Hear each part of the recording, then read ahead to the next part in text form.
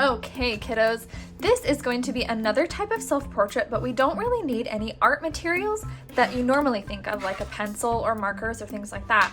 We are going to be using things that we find first in our house, and then I'm going to introduce a guest today who's going to show us how to make some nature portraits or nature people. So first, what I wanted to talk about are different kinds of expressions that you can look at to make your portrait. Now remember, expressions are things that help us show our emotions, which another good word for emotions is the way that we feel. So think about this. If you look at this girl right here, do you think she's feeling sad?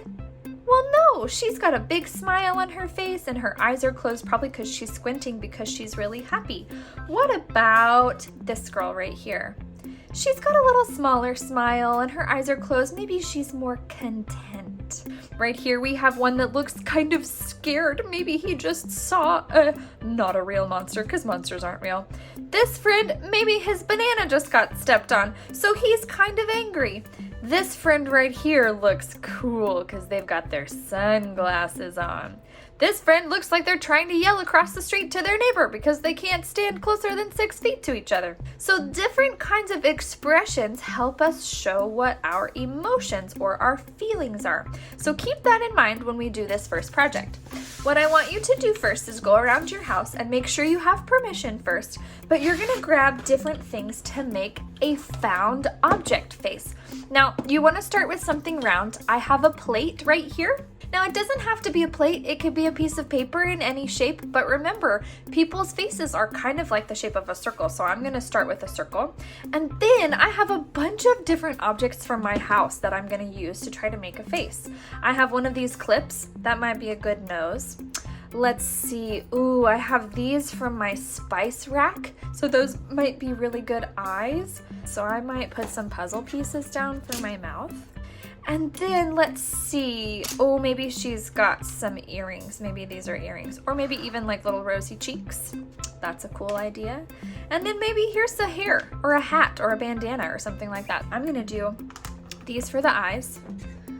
And then I have 2 bobby pins for eyebrows. Eyebrows, when you're looking at expressions, are really important.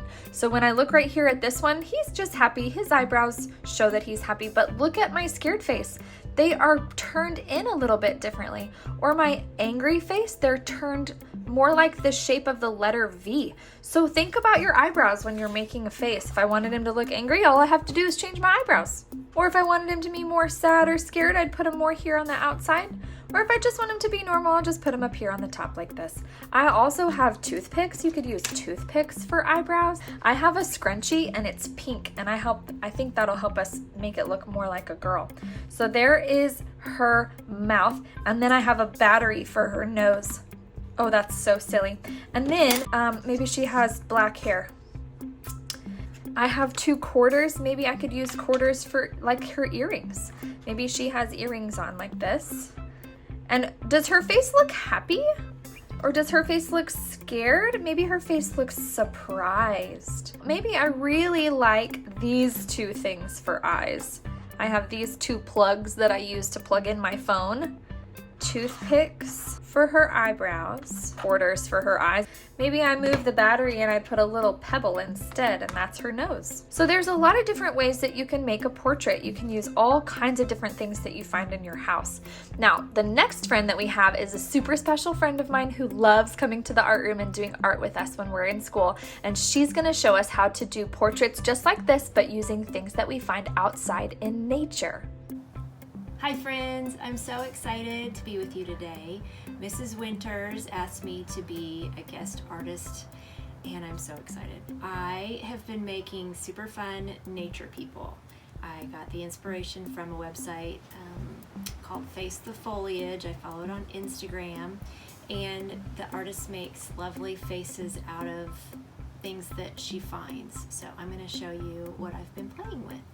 Are my supplies I've gathered, and I like to start by using these little pine, what are these called? I don't know, from pine trees.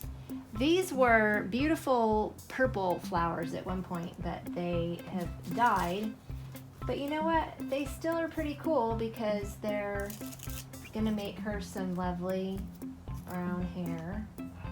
I didn't think I would love my dead stuff, all this dried stuff, but when I looked back in my bag and saw that it's still kind of pretty, I was happy.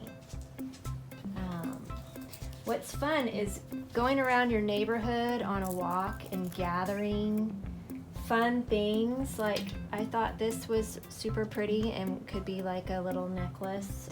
You know, God is just so good, and He has such a variety of things that are beautiful and fun to play with. I like to give her a little cute hat or headdress. This is from a tree in my yard that looks like it needs some attention. Just get things that are colorful, find fun things that are like earrings, and I thought this was a cute little nose.